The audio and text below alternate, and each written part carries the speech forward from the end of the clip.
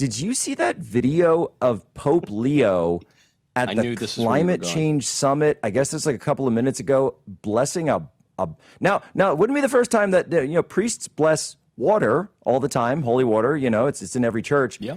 But he went a step further and he blessed a block of ice in a sign towards fighting climate change. Do I have that right? I was sitting here, Jack, waiting for your mellifluous voice and listening to you refer to me as a downgrade over Tim Pool. That's fine. We'll talk about it later. And I saw your tweet come up, and you said, Christians being, mowed down by communists, churches burned around the world.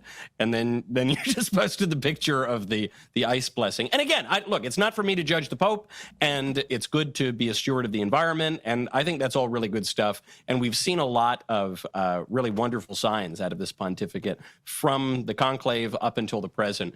But there have been a couple of headlines this week that have raised the eyebrows. One, I guess, the focus on climate change when there would appear to be more pressing problems. And then also this scandal of a Democrat senator who's giddy for slaughtering babies, potentially receiving an honor from the Archdiocese of Chicago, Cardinal Blaise Cupich. Thankfully, the senator, Dick Durbin, is no longer going to accept that. But then the Pope weighing in and saying you can't support the death penalty and be pro-life. And it was just an otherwise happily clear pontificate. It was a little confusing.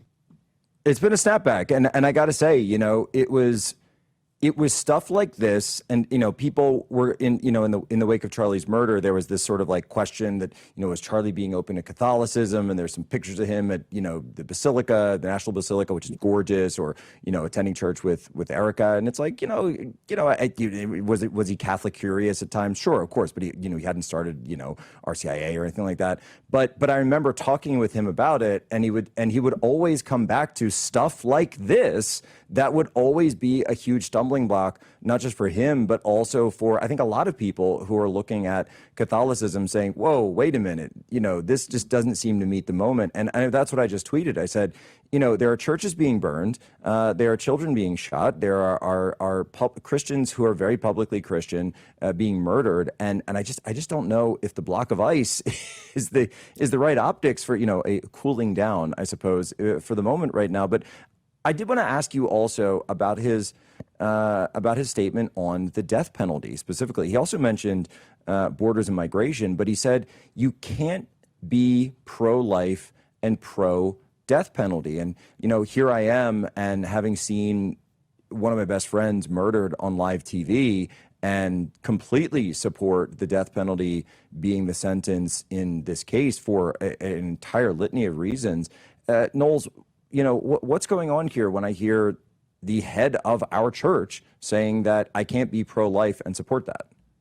Yes, this has been a strange development in recent years, because for the entire history of the church, up until at least Benedict XVI, the church defended the death penalty. Around the time of John Paul II, there were these prudential arguments made against the death penalty. So to say the death penalty in principle is fine, but in practice today it should not be carried out because we have other ways of dealing with criminals. Benedict XVI advanced that line, though Benedict XVI did say that Catholics with reasonable minds could disagree on that issue. And then it was really Pope Francis who came out and he said that the death penalty is morally inadmissible. Now, he didn't say intrinsically evil, because that would contradict 2,000 years of magisterial teaching, many popes, some of whom carried out the death penalty, saints, doctors of the church. So it's scripture, of course. So it couldn't be that. But anyway, this seems to have developed. And I guess my response to that would be, okay, sure. If we're going to define the phrase pro-life in its broadest possible term, then I guess that if I kill a bumblebee, I'm not pro-life, right? I guess. But we're drawing distinctions here between innocent and guilty life. We're drawing distinctions between life taken by the civil authority, which does not bear the sword in vain, and life taken by vigilantes, say. And so, okay, fine. Then let's just focus in here and get to the real issue. The real issue is that a prince of the church, Cardinal Blaise Cupich in Chicago, was going to give some kind of lifetime achievement award to a senator who has defended wholesale slaughter of children, which is not just one issue among many, but it pertains to the right to life, which is the fundamental right from which all the other rights spring. So that's what we're talking about. And I think, okay, if we're just going to semantically overload the phrase pro-life to mean all manner of things, okay, let's be more specific. Catholics cannot support abortion under any circumstance, period. When it comes to the death penalty, I don't know, as a matter of principle, I guess I'm a little bit confused. I know the church's teaching on this cannot really change, so who knows? Maybe it's above my pay grade, but Pope Benedict's statement that reasonable minds might disagree prudentially strikes me as being rather reasonable. Well, and you've got the great series on Pope Pius that you've been working on, and, you know, Pope Pius XII has one of the greatest quotes about this, and I have it in front of me. I'm not going to put you on the spot and make you recite it, though I imagine you probably could, where he said, in the case of the death penalty, this is not that many popes ago, is within living memory for a lot of people, and, you know, maybe some of the older ones. In the case of the death penalty, the state does not dispose of the person's right to life. Rather, public authority limits itself to the depriving of the offender of the good of life in expiation for his guilt after he, through his crime, deprived himself of his own right to life.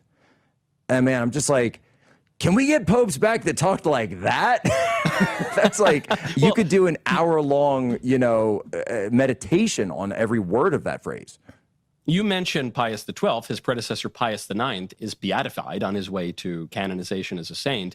And he not only defended the death penalty, but actually carried it out about 500 times in the Papal States. He was asked for a reprieve for the last one in the Papal States. He said, I cannot give you a reprieve and I do not want to. So I don't know. Maybe that'll come up in the canonization process. I think that what some people have a little trouble understanding in the secular world in modernity is why one would defend the death penalty. And they think it's because we're bloodthirsty and mean or something like that. We don't value human dignity. But it's actually the opposite, because the defense of the death penalty goes all the way back to the book of Genesis, the early chapters of Genesis, which say, whosoever sheds the blood of man, by man shall his blood be shed, for man is made in the image and likeness of God. So it's actually, the death penalty is defended precisely because of human dignity. And St. Paul reaffirms this when he says that the civil authority does not bear the sword in vain. So I'm not saying that the Pope cannot exercise his teaching role and cannot push prudential measures that might circumscribe some of these things. But there is a reason that even a pontiff as liberal as Pope Francis would not go so far as to say that the death penalty were evil. And so I just think it's not helpful for people to mention the death penalty when we're trying to focus on the specific issue of abortion. I think it just distracts from the guilt that someone like Dick Durbin feels and the obvious error of judgment from the Chicago Cardinal Blaise Cupich.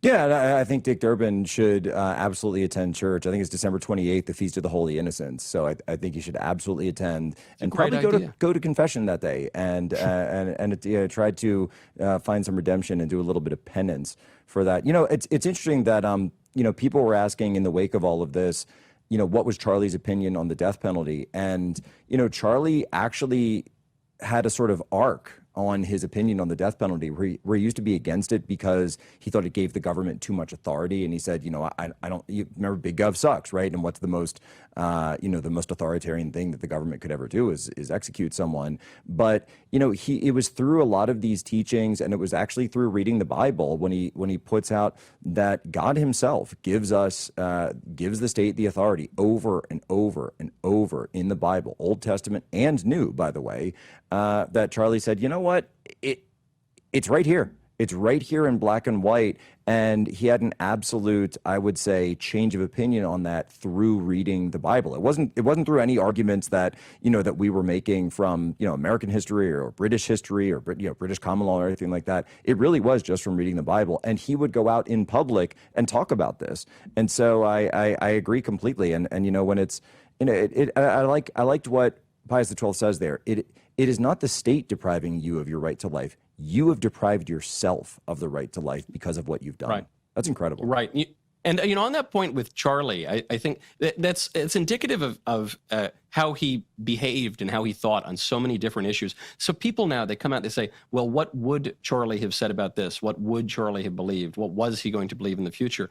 And look, his pals might have some thoughts about that based on private conversation, which I think is unseemly to reveal generally. But the real answer is Charlie was such an active mind. He was so curious. He was so concerned with pursuing the truth, even if it meant he was going to rethink some opinion that he had. So the real answer is, well, one simply cannot say as of today. We just know he was an active mind and he was going to keep pursuing the truth.